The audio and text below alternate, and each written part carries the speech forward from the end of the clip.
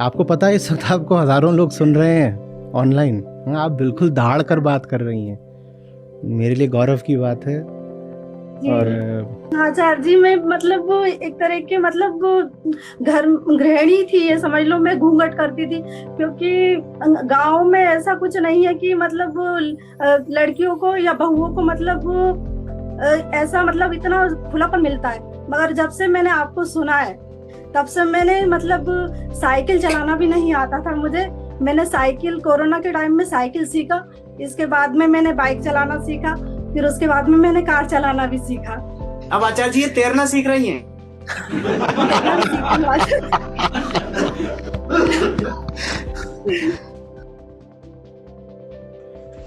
नमस्कार आचार्य जी।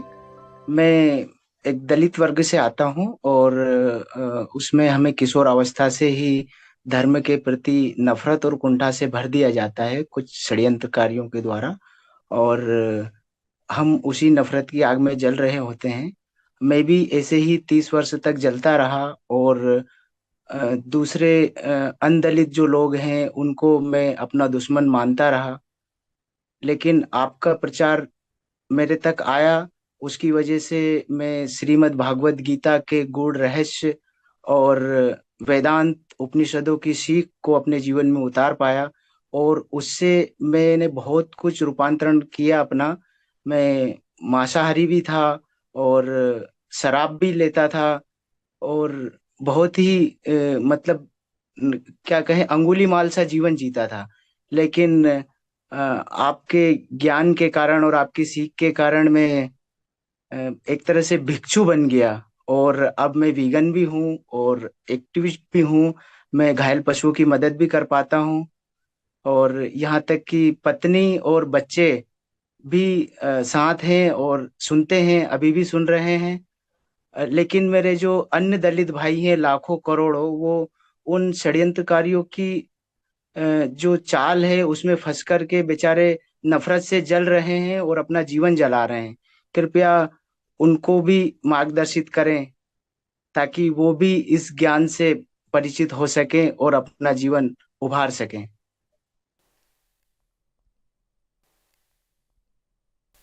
देखिए, पहली बात तो षड्यंत्रकारी बहुत भारी शब्द हो गया।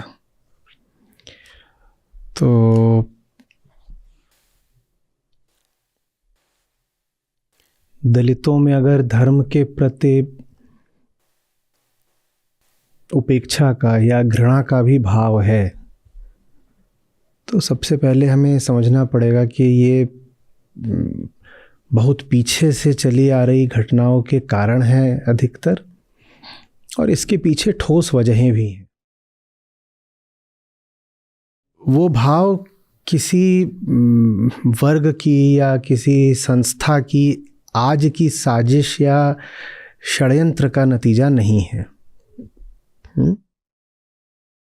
निश्चित रूप से इतिहास में ऐसा हुआ है बहुत कुछ जिसके कारण दलितों में ये छवि बन गई है कि धर्म का पूरा क्षेत्र ही शोषण का है। उस चीज़ का हम जब तक संज्ञान नहीं लेंगे, एक्नॉलेज नहीं करेंगे, तब तक अतीत में जो कुछ हुआ था उसको पीछे छोड़ना भी संभव नहीं हो पाएगा। तो इससे पहले कि हम आज की बात करें, हमें ये सबसे पहले विनम्रता के साथ स्वीकार करना चाहिए कि धर्म के क्षेत्र ने हमारी भारत की जनसंख्या के एक बहुत बड़े वर्ग के साथ भद्दा व्यवहार करा है और उनको शिक्षा से, समानता से, जीवन के सभी क्षेत्रों में आगे बढ़ने से, अपनी कुशलता दिखाने से रोका भी है। वो सब हुआ है, वो सब तथ्य है, वो किसी की कल्पना नहीं है, वो सचमुच हुआ है। ऐसा नहीं है कि आज कुछ लोग हैं जो साजिश करके अफवाह फैला रहे हैं कि पहल के जो सवर्ण लोग हैं उन्होंने दलितों का शोषण करा था। ये आज की अफवाह है, आज की साजिश नहीं है। तो वो सब हुआ था। और कोई भी ईमानदार आदमी होगा तो वो इस बात को मानेगा, उसे मानना पड़ेगा।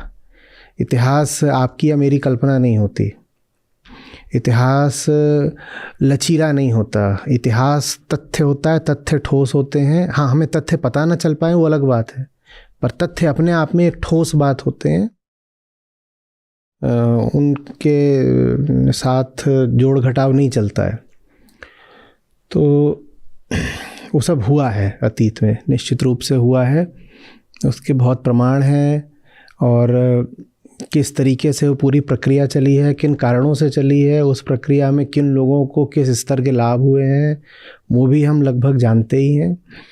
तो सबसे पहले तो मैं ये नहीं चाहूँगा कि दोषारोपण आज के दलित नेताओं पर या आज की दलित संस्थाओं पर करा जाए। मैं इतनी आसानी से उनको षड्यंत्रकारी नहीं बोलना चाहूँगा, ठीक है। उनका दोष होगा, निश्चित रूप से होगा, उस पर हम आगे बात कर लेंगे। लेकिन सबसे पहले जिनका प्राथमिक योगदान है आज की दुर्दशा में, हमें उनकी बात करनी पड़ेगी। और वो लोग पीछे के हैं, और वो पीछे से बात चल रही है, वो लोग पीछे के हैं, वो किताबें पीछे की हैं। हम उन किताबों को जानते हैं, हम उन श्लोकों को जानते हैं, हम उन कहानियों को जानते हैं जिन कहानियों में भेद के और जन्म आधारित जाति प्रथा के बीज छुपे हुए हैं। तो फिर सारी बात तो प्रकट ही है ना, हमें सब पता है ये सब जो हो रहा था, क्यों हो रहा था, किसके द्वारा हो रहा था और किस नैतिक आधार पर हो रहा था, हमें ये सब पता है। तो सबसे पहले मैं कहूँगा, कह चुका हूँ, दोहरा रहा हूँ कि ईमानदारी की बात है कि विनम्रता से बिना लाग लपेट के स्वीकार करो, मानो कि हाँ, अतीत में भेदभाव और शोषण हुआ है और बहुत गहरा हुआ है। बिल्कुल मानना पड़ेगा इस बात को, आपको ही मानना पड़ेगा, मुझे ही मानना पड़ेगा, हर आदमी को मानना पड़ेगा कि ऐसा हुआ तो है। अब उसके बाद आज पर आते हैं कि अब आज क्या करना है। आज क्या करना है, क्या करें, जो अतीत में हुआ था उसको लेकर क्या करें। अब आप बताइए क्या करें। आप एक इंसान हो, मैं एक इंसान हूँ। आप मुझसे प्रश्न पूछते हैं, मुझे कोई उत्सुकता नहीं है जानने में कि आप किस जाति से आ रहे हो, किस वर्ग से आ रहे हो, किस समुदाय से आ रहे हो, आपका धर्म भी क्या है, मैं ये जानने में भी उत्सुक नहीं हूँ। आपकी आर्थिक स्थिति भी आप मुझे नहीं बताएं तो मैं पूछने नहीं वाला आपसे। हाँ, आप मुझे कोई तकलीफ़ बताएंगे तो इंसान होने के नाते अगर मैं कुछ मदद कर सकता हूँ तो मैं आपकी करूँगा। और मैं भी उम्मीद करता हूँ कि मैं भी अगर किसी दिन किसी दुर्दशा में होऊंगा तो इंसान होने के नाते आप भी मेरी मदद करेंगे। ये बहुत सीधी सी बात है, ठीक है ना। हम आज खड़े हुए हैं एक दूसरे के सामने, ठीक है ना। अब हम बिल्कुल वर्तमान में आ गए हैं। अतीत में कुछ गलत हुआ है और हम उसको बिल्कुल स्वीकार करना चाहते हैं, हाँ, अतीत में जो हुआ है वो निस्संदेह गलत था। अब हम वर्तमान में खड़े हुए हैं, क्या करें। अतीत का रोना रोएं, एक दूसरे की गर्दन काट दें, उसमें आपका भला हो रहा है कि मेरा भला हो रहा है, बताइए। लेकिन आचार्य जी, मैं तो अपना पूर्वाग्रह जो है उसको लेकर के यही कहूंगा, मतलब मेरे भाई बंधु यही कहते हैं कि आप भी उन्हीं के पैरोकार हैं और आप मुझे फंसा रहे हैं। किनके पैरोकार हैं और कहाँ फंसा रहे हैं? वही मनुवादी सोच के। अरे मनुवादी सोच क्या है, हम मनुस्मृति थोड़ी पढ़ रहे हैं। अभी हमारे सामने अष्टावक्र गीता है ना। उनने तो पढ़ी नहीं, जो हमारे भाई बंधु है उनको तो पता भी नहीं है कि आप क्या पढ़ा रहे हैं। तो अब मैं इसीलिए आया हुआ हूँ वर्तमान पे। वर्तमान में हम और आप सामने खड़े हैं और हमारी ज़िंदगी में बड़ी चुनौतियाँ हैं, है ना। आपकी ज़िंदगी में चुनौतियाँ हैं कि नहीं है, आप ये बताइए। है हर तरीके की, और मेरी ज़िंदगी में भी है, ठीक है जी। हम इन चुनौतियों का कैसे सामना करें? हम अतीत को लेकर छाती पीटते रहे हैं, इससे हम आज की चुनौतियों का सामना कर लेंगे? और आज जीना है, मुझको जीना है, आपको जीना है, हम दोनों को साथ जीना है। और हमारे सामने बड़ी से बड़ी चुनौतियां हैं, बल्कि आज जो हमारे सामने चुनौतियां हैं उतनी तो पूरी मानवता के सामने कभी नहीं रही। आप अच्छे से जानते हो, मैं इतनी बात करता हूँ, आज तो पूरी पृथ्वी ही विनष्ट होने के कगार पर है।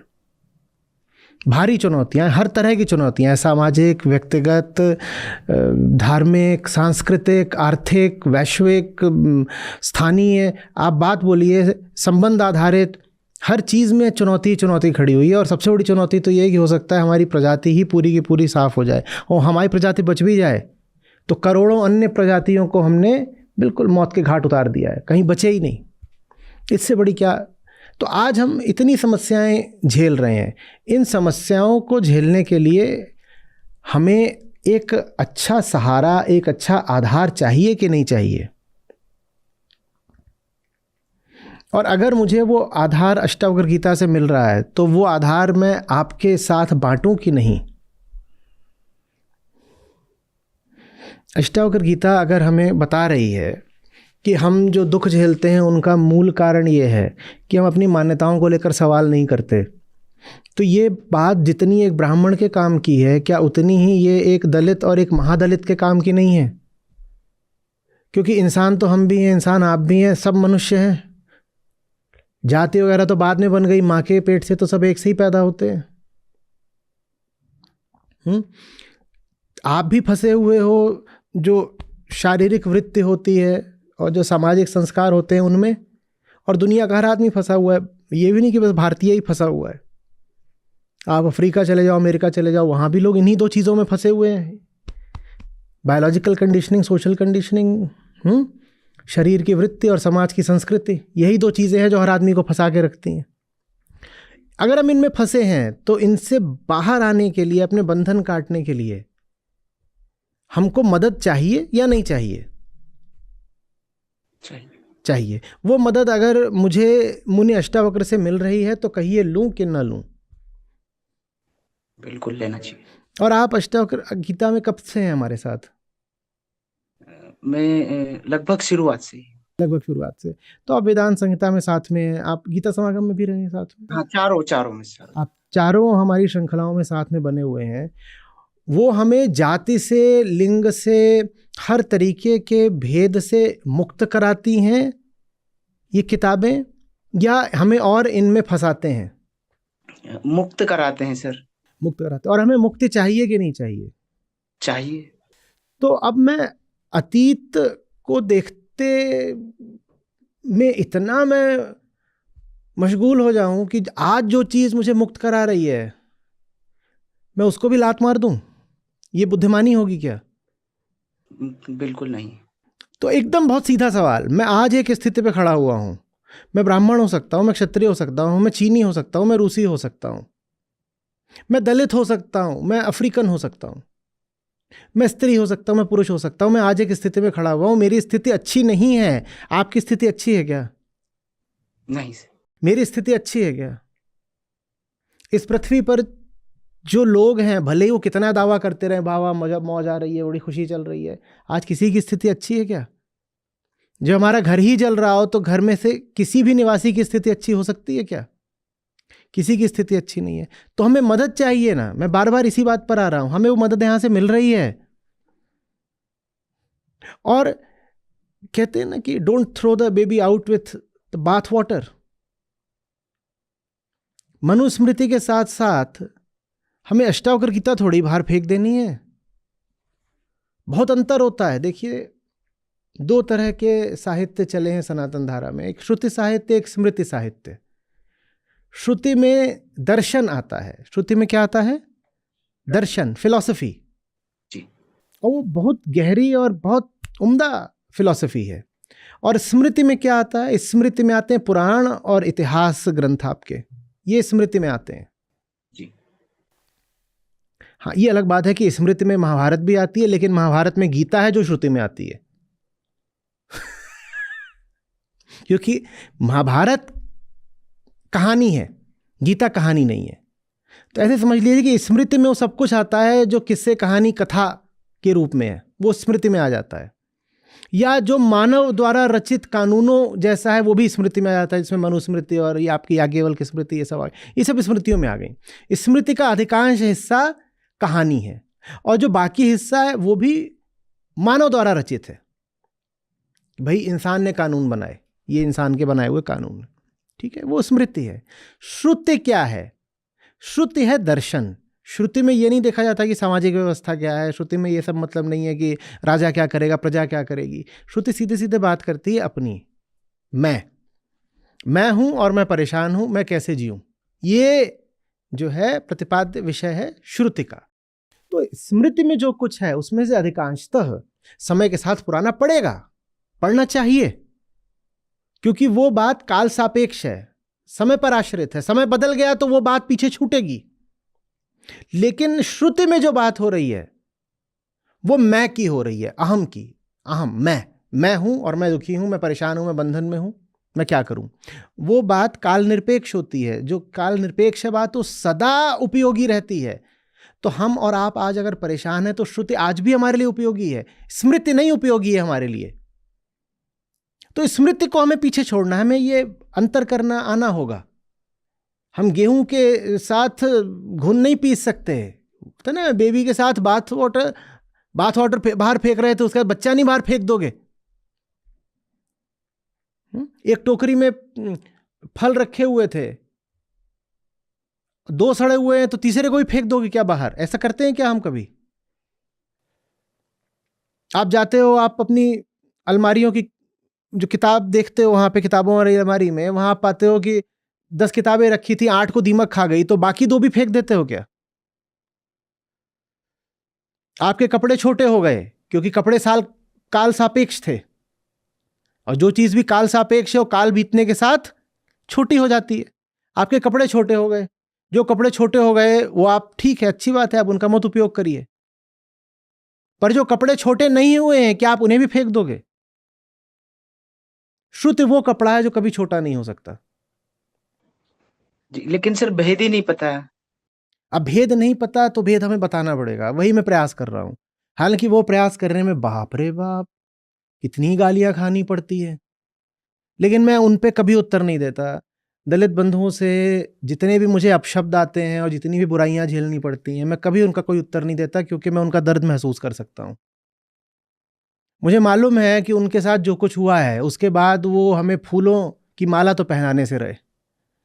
किसी के साथ आप सदियों से गलत करते आए हो तो क्या आप ये उम्मीद करोगे कि वो आपसे बहुत प्यार से बात करेगा? तो वो मुझे बोलते रहते हैं, आए दिन बोलते रहते हैं, संदेश भेजेंगे, टिप्पणियां करेंगे, बहुत कुछ करेंगे, इंटरनेट पर यूट्यूब पर चैनल्स ही बना देंगे जो एक के बाद एक वो वीडियो छाप रहे हैं। मैं कुछ भी नहीं बोलता उनको, क्योंकि भाई है हमारे। और हमारे वो भाई हैं जिन्होंने सचमुच दुख झेला है। मैं उनका दर्द महसूस कर सकता हूं, मैं क्या उनको बोलूं? बात समझ रहे हैं? जी जी। उनको ज्ञान की जरूरत है, उनको भेद करने की जरूरत है। श्रुति और स्मृति एक ही चीज नहीं होता बाबा, दर्शन और कथा एक ही चीज नहीं होते। कथा आपको नहीं पढ़नी, मत पढ़िए। मैं भी कह रहा हूं कि कथाओं के अधिकांश तत्व अब तिथिबाह्य हो चुके हैं, उनकी उपयोगिता नहीं बची है। पर दर्शन तो आज से 2000 साल पहले जितना वैध था उतना ही आज भी वैध है। अगर तब उसमें कुछ त्रुटि थी तो उतनी त्रुटि आज भी होगी, और तब अगर उसमें कुछ ऐसा था जो मानव मात्र के लिए कल्याणकारी था तो आज भी होगा। अगर तब उसमें कुछ ऐसा था जो भारतीय के काम का था तो वो बात चीनी के भी काम की होगी। इसीलिए अगर लाओत्जू ने भी कुछ बोला है, और लाओत्जू बुद्ध के ही समय के थे, तो वो हम आज भी पढ़ रहे हैं। और हम यहां पर देखिए कितनी सुंदर बात है, हम वेदांत को और आचार्य नागार्जुन को एक साथ पढ़ रहे हैं, क्योंकि मुझे पता है कि दोनों कितने समरस हैं। जैसे गंगा यमुना जाकर के मिल जाती हूँ संगम में, उतना भी अंतर ना हो। गंगा यमुना कभी तो अलग अलग दिखाई देती हैं। बौद्ध दर्शन और अद्वैत वेदांत तो बिल्कुल एक है, खासकर जो माध्यमिक बौद्ध दर्शन है महायान का, वो बिल्कुल एक है। लेकिन ये बात बताने की जरूरत है। असल में शब्दों में इतना अंतर है कि लोगों को लगता है कि महात्मा बुद्ध ने तो वेदों को ही नकार दिया था, उन्होंने पाखंड को नकारा था। वो जिसको अनात्मा बोल रहे हैं वो बिल्कुल वही है वेदांत जिसको अहंकार बोलता है। इस बात की तो हम बहुत चर्चा कर ही चुके हैं, पर ये बात तब समझ में आएगी ना जब कोई समझाने वाला होगा, और कोई समझाएगा तब जब वो चाहेगा कि किसी को चोट लगी है तो अब उसको मलहम भी लगना चाहिए। जब किसी को ये दायित्व लगेगा कि इतिहास में अगर कुछ गलत हुआ है तो उसको आज ठीक करने की भी ज़रूरत है, जब इस दायित्व का ही हमें कोई एहसास नहीं है, तो अगर कोई भाई हमारा हमसे दूर जा रहा होगा तो हम उसे दूर जाने देंगे। हम कहेंगे जा तू अपना घर बसा, हमारा क्या आता जाता है, जा निकल ले, और खूब गाली गलौज चलती है। तो ये सब ठीक नहीं है। हर आदमी परेशान है अगर, तो उसका कारण झूठा ज्ञान ही होता है। जो खोपड़े में हमारे कचरा भरा होता है ना, वही सबकी परेशानी का कारण होता है। नहीं फर्क पड़ता कि आप छोटे हो, बड़े हो, जवान हो, बूढ़े हो, आदमी हो, औरत हो, ये हो, वो हो, आप कौन हो, कहाँ के हो, कोई फर्क नहीं पड़ता। हर आदमी खोपड़े की सामग्री से ही दुखी है। और खोपड़े की सामग्री को जो शुद्धि दे उसको श्रुति बोलते हैं। दर्शनों में सब दर्शन आते हैं। हम सब दर्शनों को पढ़ते हैं और पाते हैं कि सब दर्शन अंततः हमें एक ही जगह ले जा रहे हैं, उसका नाम है मुक्ति। आप बताइए, पूरा बौद्ध दर्शन किस लिए है? निर्वाण, मुक्ति के लिए। वेदांत से आप पूछिए कि तुम्हारा उद्देश्य क्या, कहेंगे मुक्ति। सब एक ही चीज चाह रहे हैं, मुक्ति। मुक्ति किससे? खोपड़े के कचड़े से। और क्या है हमारे जीवन का नरक? ये खोपड़े का कचड़ा, वही बाहर निकालना है। उसी के लिए प्रयास कर रहे हैं। और जैसे आप तक एक दिन हमारा प्रचार पहुंच गया और आपको कोई बात बिल्कुल कौंध गई, वैसे ही उम्मीद कर रहे हैं कि एक दिन ये जो हम बातें कह रहे हैं पहुंचेंगी और किसी को इसमें कुछ सच नजर आएगा। दीवाने तो हम सब सच के ही हैं ना। तो बाकी क्या होता है कि जब आपको जीवन का यथार्थ नहीं पता होता, तो आप छोटी छोटी बातों में बहुत उलझ जाते हो। आपको अगर लगता है कि किसी वर्ग को गाली दे करके आप को अनुयायी मिल रहे हैं, तो आप और जोर जोर से गाली देना शुरू कर देते हो। तो उदाहरण के लिए, अगर अंबेडकरवादियों को गाली दे करके जो ट्रैड्स कहलाते हैं उनको अनुयायी मिलते हैं, तो वो और जोर से गाली देंगे। और ब्राह्मणों को और पूरे हिंदू धर्म को गाली दे करके अगर दलितों के एक वर्ग की संख्या बढ़ती है, तो वो और ज़्यादा जोर से गाली देंगे। पर इस गालीबाजी में मारा इंसान जाता है। जो गाली दे रहे हैं उनको भी कोई फायदा नहीं मिलना है, क्योंकि जीनी तो हर इंसान को अपनी जिंदगी है ना। ये गाली गलौज करके तुम्हारे भीतर कोई शांति तो नहीं आ गई। जीनी तो तुम्हें अपनी जिंदगी, और वो अशांत जियोगे तुम। तो ये सब मानवीय वृत्तियां होती हैं जो हम पर हावी होने लग जाती हैं। मैं इनको षड्यंत्र नहीं बोलूंगा, उदाहरण के लिए, मुझे गाली देते हुए कोई वीडियो बना देता है, तो जितने लोग मुझसे दुखी हैं वो सब वहां जा करके वाहवाही करने लग जाएंगे। तो उस व्यक्ति को फिर ये लगेगा कि देखा, मुझे इतने फॉलोअर मिल गए। ये एक साधारण मानवीय वृत्ति है।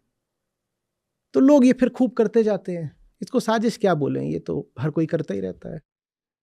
मैं उनको षड्यंत्रकारी नहीं बोलूंगा, मैं उनको अपना भाई बोलूंगा। और कोई कुछ भी कर रहा होता है, उसके पीछे एक इतिहास होता है। इतिहास से अगर मुक्त होना हो तो इतिहास को समझना पड़ता है। यूं ही इतिहास को खारिज नहीं कर सकते।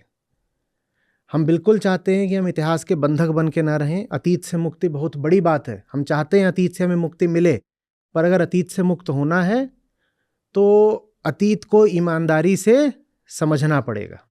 और जो अतीत को ईमानदारी से समझ लेगा और मान लेगा कि हाँ ऐसा ऐसा था, ऐसा ऐसा निश्चित रूप से हुआ, सिर्फ वही ये कह पाएगा कि अब छोड़ो अतीत को, हमें आज जीना है, हमारे पास आज की चुनौतियां, चलो मिलकर उनका सामना करते हैं। इतनी सीधी बात है। लेकिन अहंकार भीतरी जटिलता में आश्रय पाता है, तो चीजें उलझी हों तो हमें ज्यादा पसंद आती हैं। आपसे भी मेरा यही आग्रह है, आप जो बहुत सीधी बातें हैं जिंदगी की, उनको लोगों तक पहुंचाएं। ठीक है? उनको वो बातें बौद्ध दिशा से सुननी हो तो आप उनको आचार्य नागार्जुन की बातें कहकर पहुंचाएं। क्या फर्क पड़ता है? क्या फर्क पड़ता है कि पानी नदी का है कि कुएं का है कि घड़े का है? पानी साफ होना चाहिए, पानी शीतल होना चाहिए। क्या फर्क पड़ता है?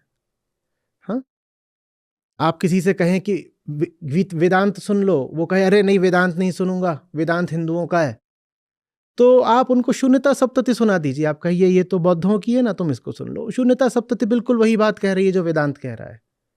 और हमें नामों से बहुत मतलब नहीं है। यहाँ कोई अपना अहंकार थोड़ी चौड़ा करना है कि देखो मैंने उस आदमी को भी वेदांती बना दिया। हमें तो आज जीना और हमें आज के झंझटों से मुक्ति चाहिए।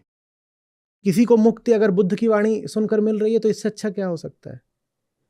किसी को मुक्ति कृष्ण की वाणी सुनकर मिल रही है, इससे अच्छा क्या हो सकता है? मैं तो जानता हूं ना बहुत अच्छे से, बुद्ध की बात बिल्कुल वही है जो कृष्ण की बात है। तो आपको जिस नाम में उस सत्य को ग्रहण करना हो, आप अपने नाम को चुन लें। नाम की पसंद आपकी हो सकती है, पर सत्य से मत चूकिए। सत्य सब तक पहुंचाइए, यही मेरा आग्रह है। लेकिन सर नफरत डेली डेली पहुंच रही है उन तक जिनको आप षड्यंत्रकारी नहीं मान रहे हैं। वो व्हाट्सएप यूनिवर्सिटी से डेली भेज रहे हैं। और मेरा यही छोटा भाई था अनुज, उसने उसके तक ऐसा प्रचार आया कि कोई प्रमाण नहीं है ऐसा। उसने भी व्हाट्सएप कहीं फॉरवर्ड कर दिया और वो उन तक पहुंच गया। उसको सर वो मारने के लिए आ गए और जेल में तक डाल दिया गया उसे। बहुत मतलब समस्या का सामना करना पड़ा उस समय। लग रहा था कि हत्या ही हो जाएगी। और वो बिल्कुल नाबालिग है बच्चा जो है, जो जिसने फॉरवर्ड किया था। वो समझता नहीं, जानता ही नहीं और फंस गया उसमें। कि मैं फिर कहूँगा, हमें आज जीना है, हमारे पास जीवन है। हाँ, जीवन अपने आप में एक बहुत बड़ी कहानी होता है। सब समुदायों के पास, सब लोगों, सब संस्कृतियों और वर्गों के पास अपनी अपनी कथाएं होती हैं। ये बिल्कुल आवश्यक नहीं है कि आप दुनिया की सारी कथाओं में विश्वास करें। आपको कथाएं नहीं माननी, मत मानिए ना, पर सत्य तो मानिए। आपको कोई कथा नहीं पसंद आ रही, मत मानो। आपको दूसरी कथा ज्यादा पसंद है, आप दूसरी कथा को मान लो। कथाएं भारत में भी होती हैं, कथाएं अरब में भी हैं, कथाएं अफ्रीका में भी हैं, कथाएं यूरोप में भी हैं। चीनियों के पास अपनी कथाएं हैं। आप दक्षिण पूर्व चले जाइए, एशिया, वहां पे इंडोनेशिया में अलग कथाएं हैं। यहां तक कि राम कथा भी दर्जनों तरीके की है। और ये तो मैं सिर्फ राम के वृत्त की बात कर रहा हूं। बाकी जितनी दुनिया में जातियां, जनजातियां हैं, लोग हैं, समुदाय हैं, उनके अपने अलग नायक हैं। और आप पुराने समय में चले जाइए तो आप ग्रीस में पहुंच जाएंगे, उनके अपने गॉड्स होते थे और उनके अपने चरित्र होते थे। और किसी को कुछ पसंद है, किसी को कुछ नहीं पसंद है, किसी की कोई कमजोरी है, कोई किसी मामले में बड़ा जिद्दी है। वो अपने आप में बड़ा रोचक है अगर आप पढ़ें ग्रीक गॉड्स का पूरा वृतांत। तो कथाएं सबकी अपनी अलग अलग होती हैं। बात यह है कि वो कथा आपको सिखा क्या रही है। हमें तो सीख चाहिए ना। मोल करो तलवार का, पड़ी रहन दो म्यान। अरे आपको एक नाम नहीं पसंद है, कोई बात नहीं, आप सच से मत चूको। असली बात सत्य है, ठीक है? आपको भारतीय गॉड्स के नाम से नहीं पढ़ना, आप ग्रीक गॉड्स के नाम से पढ़ लो, चलेगा। हाँ, इतने सारे मार्ग हैं, आप अपने लिए कोई मार्ग चुन लो, लेकिन बंधन और अज्ञान में मत पड़े रहो। और जानते हो, जब आप कोई भी मार्ग निष्ठा के साथ चुन लेते हो तो क्या होता है, जैसे जैसे आगे पढ़ते जाते हो वैसे वैसे पता चल जाता है सारे मार्ग एक हैं। एकम सत्य विप्रा बहुधा वदन्ति। लेकिन वो आगे बढ़ोगे तो पता चलेगा ना। आज आप बौद्ध दर्शन और वेदांत एक साथ पढ़ रहे हो और आपको दिखाई दे रहा है वो एक है। आगे बढ़ते जाते हो जितना, उतना दिखाई देता है कि बात तो सबने एक ही बोलनी चाहिए, सुनने वालों की समझ का हेर फेर है। लेकिन हम जहाँ हैं वहाँ बैठे बैठे ये उम्मीद नहीं कर सकते हैं कि सबको समझ में आ जाएगा कि सब जगह एक ही बात है। जहाँ बैठे हो वहाँ तो लोगों को एक बात पसंद आएगी, दूसरी बात पसंद नहीं आएगी। और पसंद नापसंद के व्यक्तिगत और ऐतिहासिक और सामाजिक कारण होते हैं। हमें उन कारणों से लड़ने की कोई विशेष ज़रूरत नहीं है। हम कह रहे हैं कि तुम्हें जिस भाषा में, जिस रूप में, जिसके मुख से, जिस पुस्तक से सत्य मिलता हो, तुम उसी की निष्ठा करनी शुरू कर दो। और जैसे जैसे आगे बढ़ोगे वैसे पता चलेगा कि ये बोलना भी गलत नहीं है कि महात्मा बुद्ध एक वेदांती ऋषि थे, और ये बोलना भी गलत नहीं है कि उपनिषदों के ऋषि एक प्रकार से सब बौद्ध ही थे। सब समझ में आ जाएगा कि जिसको हम शून्यता और पूर्णता की बहस कहते हैं वो बहस कितनी खोखली है। वो बातें लेकिन आगे चल के पता चलती हैं। ठीक है, हम आगे बढ़ नहीं पाते क्योंकि हम किरदारों में उलझ जाते हैं। हम पर्सनल मड स्लिंगिंग शुरू कर देते हैं, जो कि बड़ी भद्दी और बेहूदी बात है। तेरी भावनाएं उस चरित्र के साथ जुड़ी हुई हैं तो मैं उस चरित्र पर छीटाकशी कर दूंगा। और भारत में आज ये खूब हो रहा है। बहुत ये घटिया स्तर का व्यवहार है एक दूसरे के साथ। तेरी मान्यताओं को मैं अपशब्द बोलूंगा, तू जिस जगह पूजा करता है मैं उस जगह पर जाकर कुछ खुराफात कर दूंगा। कोई तस्वीर तुझे पसंद है तो मैं उस तस्वीर को फाड़ करके उसे कीचड़ में डाल दूंगा। तू शांति से पूजा करना चाहता है तो मैं तेरे सामने ढोल मंजीरे बजा दूंगा। तू किसी जानवर को पवित्र मानता है, मैं उस जानवर की हत्या करके तेरे पूजा स्थल में डाल दूंगा। ये बहुत घटिया तरीके का व्यवहार है। हम कैसे लोग हैं? बाकी सब बातें हटा दीजिए, हम मनुष्य हैं और इन मनुष्यों को एक साथ रहना है, और एक साथ से भी पहले इन्हें अपने साथ रहना है। ये सब हरकतें करके कोई अपने साथ कैसे रह सकता है? आपको पता है कि आप कुटिलता कर रहे हो, आपको पता है कि ये आप जो कर रहे हो ये धूर्तता है, बदतमीजी है, आप जानबूझ करके दूसरे को आहत करना चाह रहे हो। ये सब करके आप अपने साथ कैसे जी लोगे? तो ये सब नहीं करना है। चिंताजनक बात है, जैसा आपने कहा छोटे छोटे बच्चे हैं उनके मन में भी जहर घोला जा रहा है। उस चीज को जैसे रोका जा सके रोका जाना चाहिए। देखिए, ये नहीं हो पाएगा कि आप एक का सम्मान करने के लिए दूसरे का अपमान करें। ये जो सम्मान होता है ना, कोई सम्मान नहीं होता। कह रहे हो कि मैं फलानी चीज को तभी पसंद कर सकता हूं जब उस चीज को नापसंद करूं, ऐसे नहीं होता है।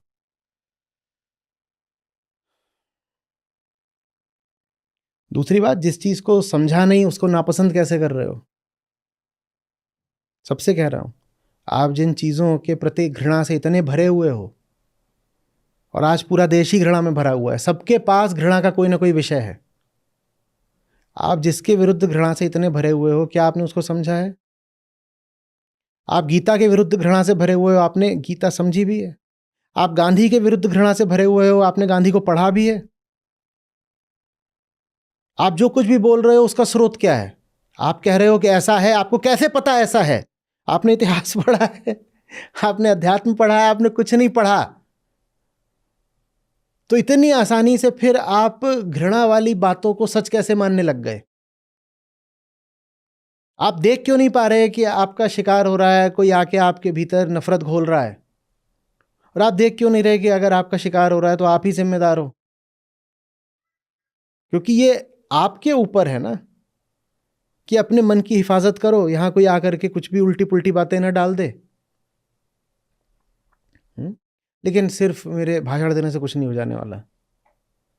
आपने कहा व्हाट्सएप यूनिवर्सिटी, अगर व्हाट्सएप से लोगों तक जहर पहुंच रहा है तो उसी व्हाट्सएप से लोगों तक अमृत भी तो पहुंच सकता है ना।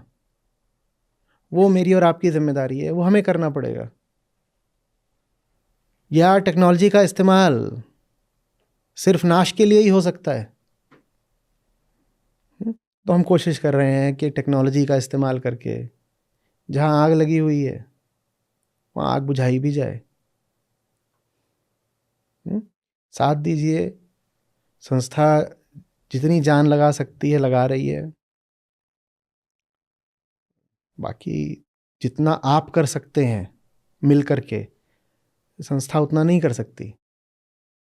जिन जगहों पर आप सब लोग पहुंच सकते हैं उतनी जगह पर संस्था की जो सेंट्रलाइज्ड केंद्रीकृत मशीन है वो नहीं पहुंच पाएगी। एक एक घर में, एक एक मोहल्ले में सिर्फ टेक्नोलॉजी और मीडिया के द्वारा पहुंचना और विश्वास हासिल कर पाना आसान नहीं है। टीवी पे कोई दिखता है, आपको उस पर यकीन हो जाता है क्या? लेकिन आप अपने दोस्त से बात करोगे तो वो आपकी बात का ज़्यादा यकीन करेगा। जो काम आप कर सकते हो वो उतनी आसानी से मैं नहीं कर सकता। वो काम आप लोगों को ही करना पड़ेगा। समझ रहे हैं?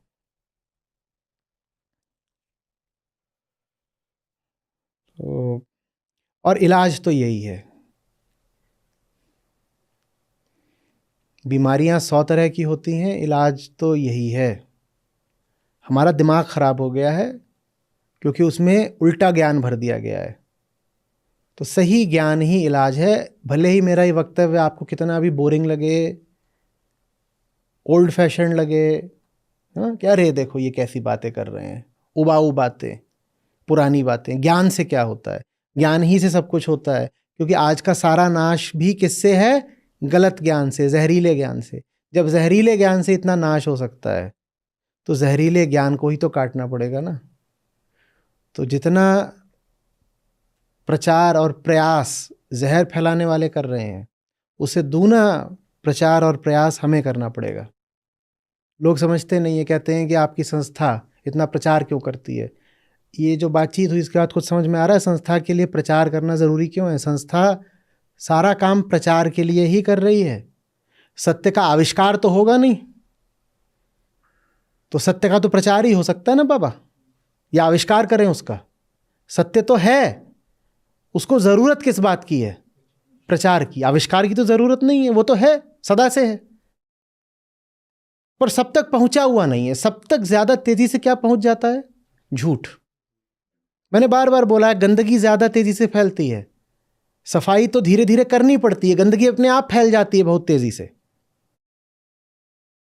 आग लगाना मेहनत का काम है या आग बुझाना? बुझाना, लगाना। कहीं पर कुछ पड़ा हुआ हो, सूखे पत्तों का ढेर पड़ा हुआ हो, कागज हो, कुछ हो, एक कुर्सी पर ही आप एक जलती हुई सिगरेट छोड़ जाइए। एक कुर्सी पर आप एक जलती हुई सिगरेट छोड़ गए, इतने में आग लग जाती है। और बुझाने के लिए हो सकता है कि 15 वहां पर फायर ट्रक खड़े हों और तब भी ना बुझ रही हो। तो आग बुझाने वालों को ज्यादा मेहनत करनी पड़ेगी, और वो मेहनत हमें करनी चाहिए। अगर हमें स्वयं से प्रेम है, अपने भाइयों को लेकर करुणा है, पृथ्वी के प्रति कोई जिम्मेदारी है हमारी, तो हमें वो मेहनत करनी पड़ेगी। बात समझ रहे हैं? प्रचार ही सब कुछ है, उस प्रचार में सहायता करिए। क्योंकि आप सहायता नहीं करेंगे तो हम प्रचार नहीं करेंगे। पर जो झूठ फैला रहे हैं उनका प्रचार नहीं रुक रहा, हमारा तो रुक जाएगा, उनका तो लेकिन दिन दूना रात चौगुना बढ़ रहा है ना। और प्रचार करने वाली ताकतें, झूठा प्रचार करने वाली ताकतें आप जानती हो कितनी बड़ी बड़ी हैं, हर दिशा में है, घर घर में पहुंच रही हैं। आपने बात करी कि वो लड़का है कोई नाबालिग, उसके दिमाग में पता नहीं क्या भर दिया जहर।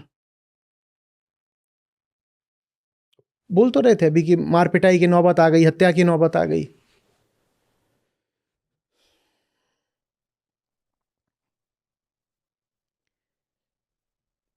ये युग मिस इन्फॉर्मेशन का है। जिसको आपने इंफॉर्मेशन एक्सप्लोजन बोला या इंफॉर्मेशन एज बोला, वो वास्तव में मिस इन्फॉर्मेशन एज है, और फिर डिस इन्फॉर्मेशन एज है। पहले लोगों को कम सूचना उपलब्ध होती थी, पर कम से कम उन्हें झूठी सूचना तो इतनी ज्यादा उपलब्ध नहीं होती थी ना। अब हर आदमी के पास सूचना ही सूचना है, जिसमें से 99% सूचना बिल्कुल झूठी है। और सिर्फ झूठी नहीं है, वो बहुत गिरे हुए इरादों के साथ रची गई सूचना है। झूठ तो हमेशा रचना पड़ता है ना, झूठ होता तो है नहीं, झूठ को तो रचना पड़ता है। वो जो झूठी सूचना आप तक पहुंचती है वो बहुत खुराफाती लोगों द्वारा बहुत सावधानी से रची जाती है, फिर आप तक भेजी जाती है। तो आज तो जो धर्म युद्ध है वो वास्तव में प्रचार युद्ध है। आज का कुरुक्षेत्र प्रचार क्षेत्र है। जो प्रचार को जीत लेगा वो तय करेगा कि धर्म बचता है कि अधर्म, मानवता या पशुता।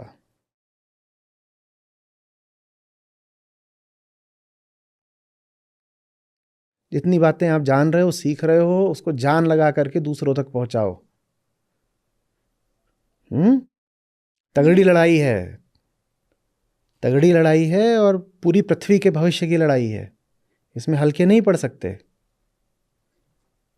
ठीक है जी।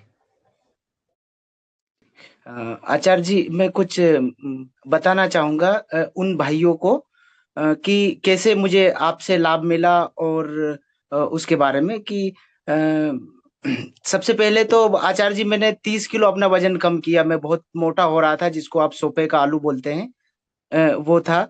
और मैं 22-22 किलोमीटर मैंने रनिंग की है कोविड के समय, प्रतिदिन। उसमें मेरे कान में अष्टावक्र गीता होती थी, आपकी मतलब सुनता रहता था, और रनिंग चलती रहती थी कंटिन्यू।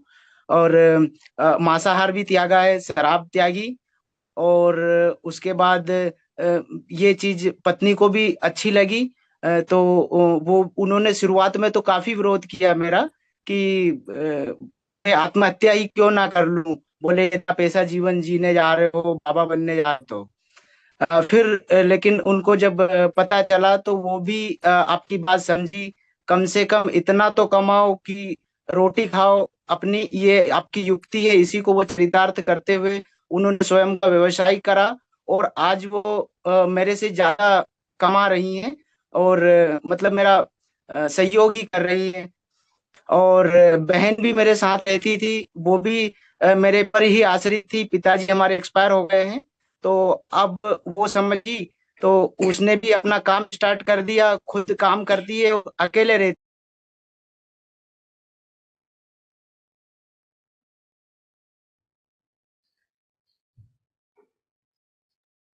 सर, शायद कोई तकनीकी समस्या आ रही है अशोक जी की तरफ से। आज का अगला प्रश्न प्रवीण अरे उन्हें बात पूरी करने देंगे, आप किस बुद्धि पे चल रहे हैं? जी।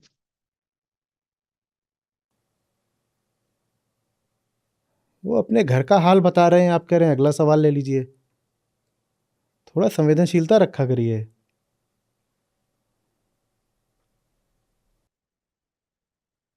अशोक जी, आप वीडियो ऑन कर पा रहे हैं अपनी?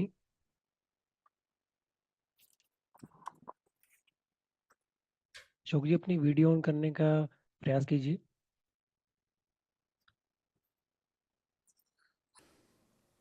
फ़ोन पे बात कर लीजिए ना, यहाँ ले आ दीजिए फ़ोन। उनकी आवाज़ तो मेरे माइक से सब तक पहुँच जाएगी। फ़ोन पे बात कर लें, फ़ोन मेरा ऐसे पकड़ लूँगा। अभी हम बात कर रहे हैं टेक्नोलॉजी को सही तरीके से यूज़ करने की। आसान नहीं है।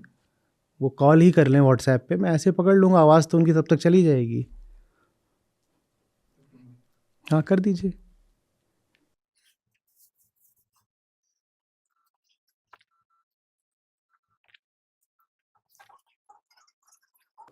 ये जो बोल रहे हो रिकॉर्ड कैसे होगा?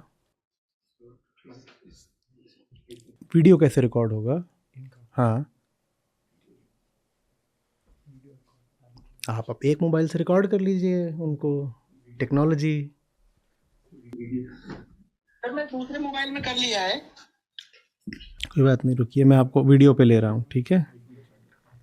कोई भी फ़ोन। दूसरे डिवाइस से आ गया सर। सर, अभी वो आ चुके हैं दूसरे डिवाइस से। अभी हम उनको लाइव ला रहे हैं।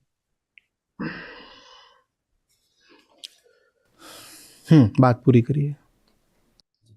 सॉरी सर, डिस्कनेक्ट हो गया टेक्निकल कारण से।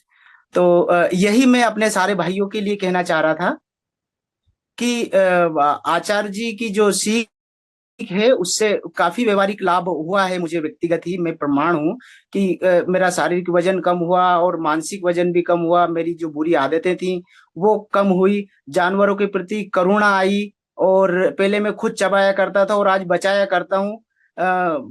एक बार ऐसा हुआ कि ऑफिस में लोग मछली पकड़ रहे थे सर, पानी बह के आ गया था, मैं बॉस से लड़ गया।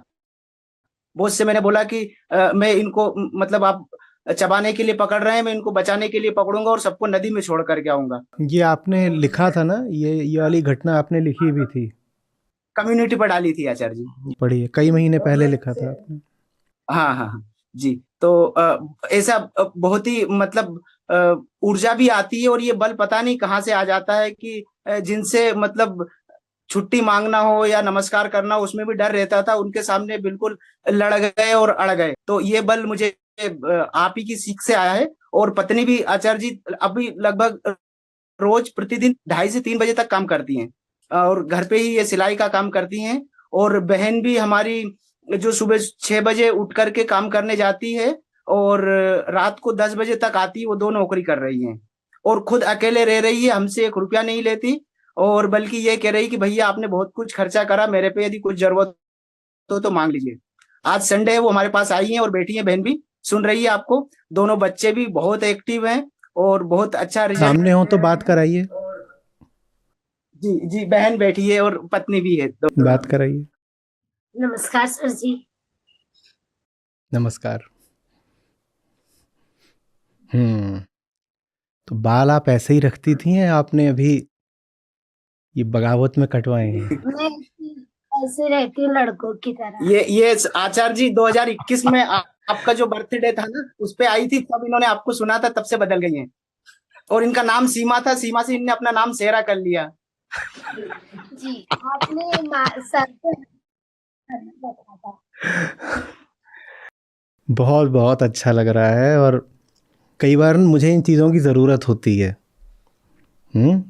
मुझे भी ये पता लगना ज़रूरी है कि मेहनत मेरी बेकार नहीं जा रही। तो आपका आभार है कि सही गलत उल्टा सीधा मैं जो भी आपसे बोलता हूँ, जो भी सलाह देता हूँ, उसमें से कुछ हिस्सा आप जीवन में उतार रहे हैं और आपके काम आ रहा है। मैं कृतकृत्य हुआ। नहीं तो मुझे भी बीच बीच में ऐसा लगने लगता है कि व्यर्थ ही मेहनत कर रहे हो। प्रणाम प्रणाम।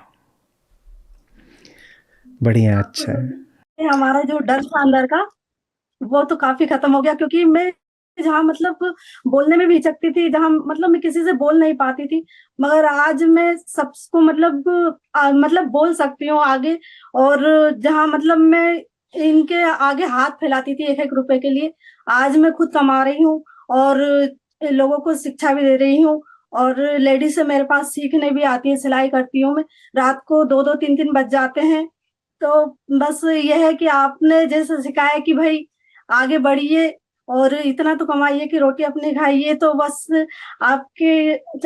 आप जो बोलते हैं उसी पर आगे बढ़ ही रहे हैं हम। बस आचार्य जी आपके ये डर तो नहीं लगता आपके पति बाबा बन जाएंगे? नहीं नहीं नहीं जी आचार्य जी, मतलब मैं बहुत दिनों से आपसे बात करने की कोशिश करती थी, मगर मैं ये सोचती थी कि मैं कैसे बात करूं, मुझे बहुत डर लगता है, मतलब मैं किसी से बात नहीं कर पाती थी। तो काफी मतलब ये समझो कि मेरा डर काफी खत्म हो चुका है। आप तो दहाड़ कर बात कर रही हैं बिल्कुल। आपको पता है इस वक्त आपको हज़ारों लोग सुन रहे हैं ऑनलाइन। आप बिल्कुल दहाड़ कर बात कर रही हैं, मेरे लिए गौरव की बात है।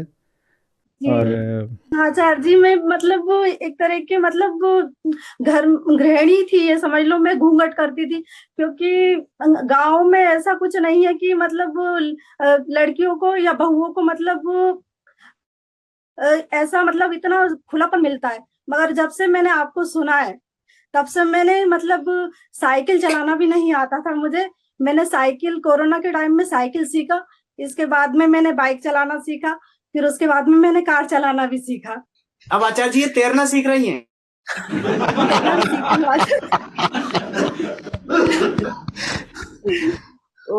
और आचार्य जी बता दे, बच्चे दोनों तैरना सीख गए हैं। छोटे छोटे बच्चे हैं, एक 9 साल का है और एक 7 साल का है।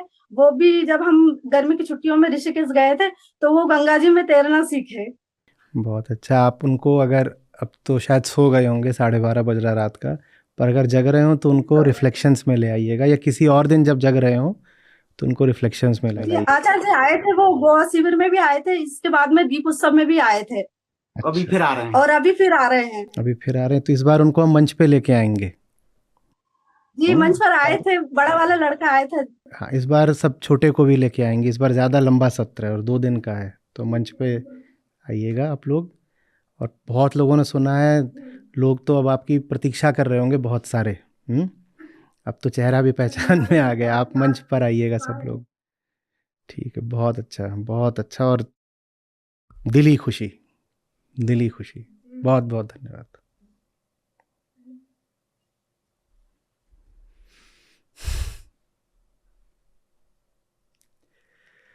बढ़िया।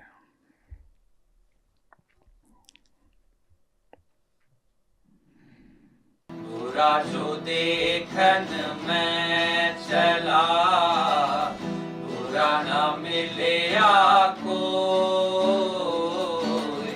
बुरा जो देखन मैं चला, बुरा न मिले आको।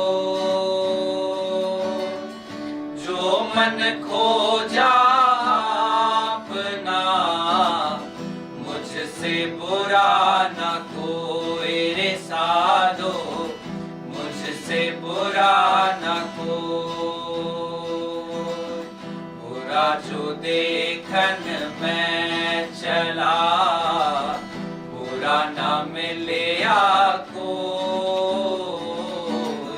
बुरा जो देखन मैं चला, बुरा न मिले आको। जो मन खोजा अपना, मुझसे बुरा न कोई रे साधो, मुझसे बुरा न कोई।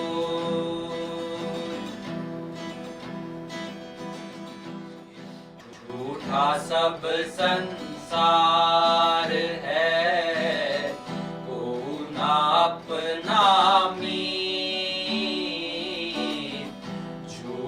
सब संसार है, को ना अपना मीत। राम नाम को जानी ले, चले सो भौजल जीत रे साधो, चले सो भौजल सब संसार है, को ना अपना मीत।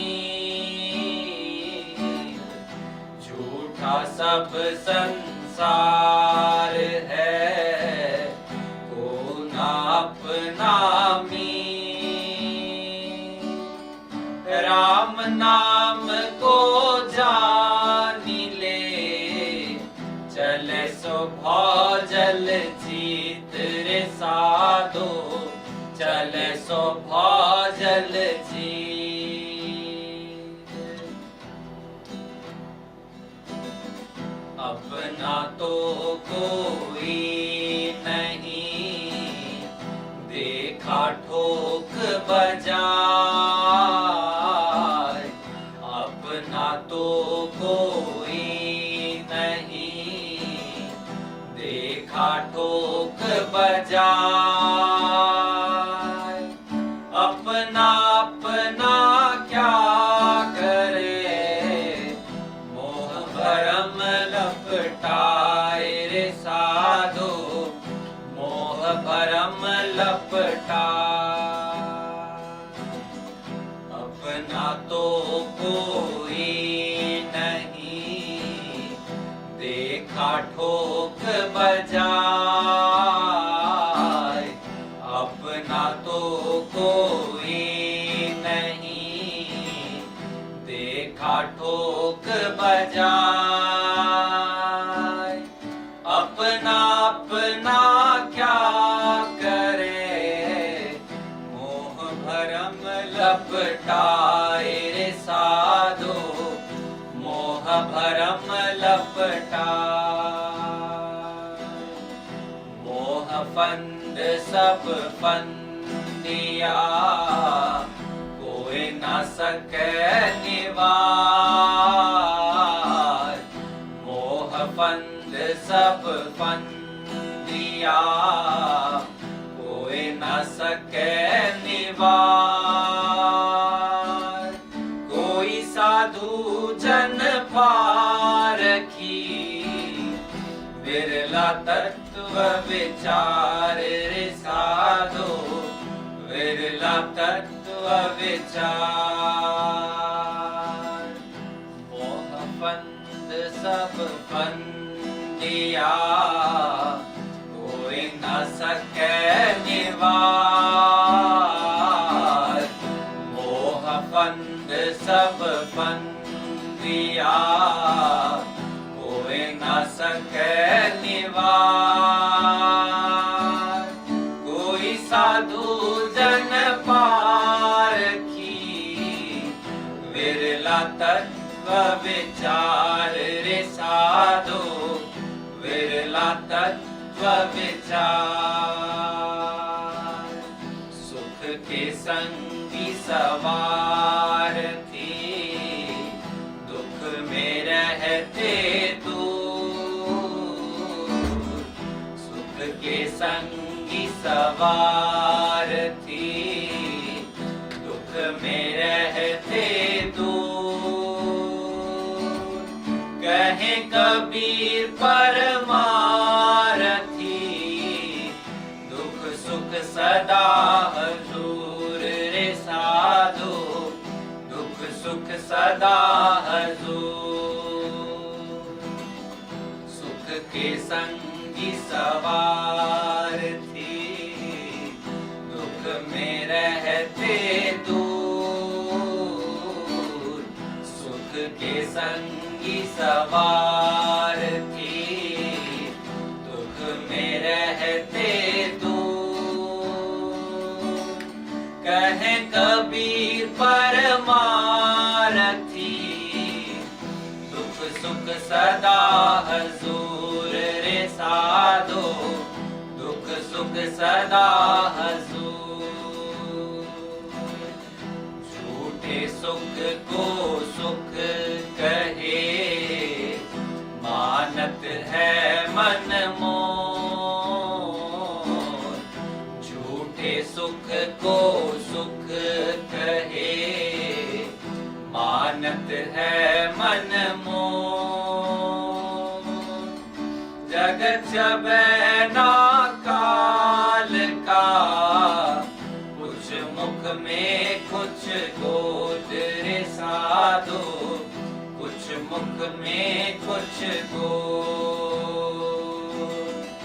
झूठे सुख को सुख कहे, मानत है मन मोर। झूठे सुख को सुख कहे, मानत है मन मोर। जगत छबे ना काल का, कुछ मुख में कुछ गोद रे साधु, कुछ मुख में कुछ गोद। नमस्कार सर। जी नमस्कार। सर हम सब भोपाल से हैं और आचार्य जी को लगभग 4 साल से सुन रहे हैं। पिछले 2 साल से श्रीमद् भागवत गीता में साथ हैं और आज किसी ये छोटे बाबू से हम स्टार्ट करेंगे। जी आचार्य जी ने बोला था कि नशा ही नशे को नशा नशे को ही मिटा देता है। हाँ। और दोहा कौन सा गाएंगे?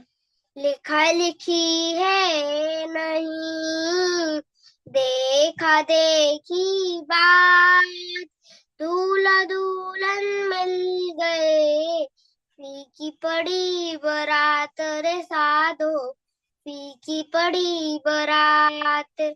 इसका अर्थ बताइए। इसका अर्थ है कि कबीर साहब कह रहे हैं कि लिखा लिखी है नहीं। हमारी इंद्रियां अपनी इंद्रियां अकेली पड़ चुकी है। हाँ। और जो रावण है वो राम से मिल चुका है। जी आप अपनी सीख आप रखिए। मेरी सीख है कि आचार्य जी ने बोला था कि आंखें खुद को देखने लगे तो आत्मज्ञान। और दूसरी सीख है मेरी कि नोट्स बनाया करें, नोट्स ये आप सभी लोग मिल करके।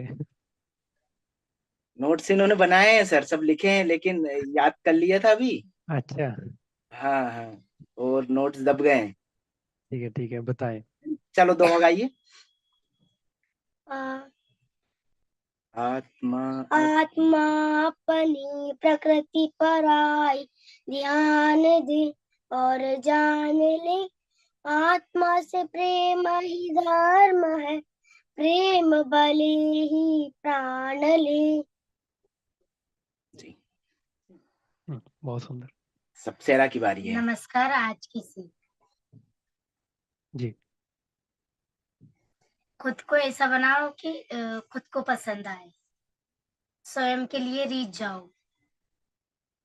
नमस्कार, मेरा नाम है माया और आज की सीख है, संसार से लिया नहीं जाता, संसार को दिया जाता है। जी। Thank you. अब हम एक भजन गाएंगे। जो जो मैं मैं गोरा गोरा तो तो राम राम तोरा, तोरा, लोग लोग मरम मरम का का जाने जाने मोरा, तो गोरी मेरे राम बता, ताकारण रची करियो सिंगार। जो मैं गोरा तो राम तोरा, लोग मरम का जाने मोरा, थोड़ी भक्ति बहुत गारा, ऐसा भक्ता ले अपारा। जो मैं गोरा तो राम तोरा, लोग मरम का जाने मोरा, माना तिलकपन मन महाना, लोग राम कियो ना जाना। जो मैं गोरा तो राम तोरा, लोग मरम का जाने मोरा। नमस्कार। जी, बहुत सुंदर, धन्यवाद। बहुत इनको ज्यादा ले समय तो नहीं लिया सर? नहीं नहीं, कोई बात नहीं है। और इनको लेके आइएगा, इस बार आप रह गए ना, इस कैंप में लेकर नहीं आ पाए बच्चों को। हाँ सर, इनके एग्जाम चल रहे हैं सर, अभी तो ये खत्म हो अच्छा, जाते फिर लाते हैं सर। इस महीने के अंत में भी कैंप होगा। इनके जी जी, एग्जाम खत्म हो जाए तो सबको लेके आइएगा। अवश्य अवश्य सर, ये 5 लोग आएंगे सर। जी, धन्यवाद। जी सर, प्रणाम सर।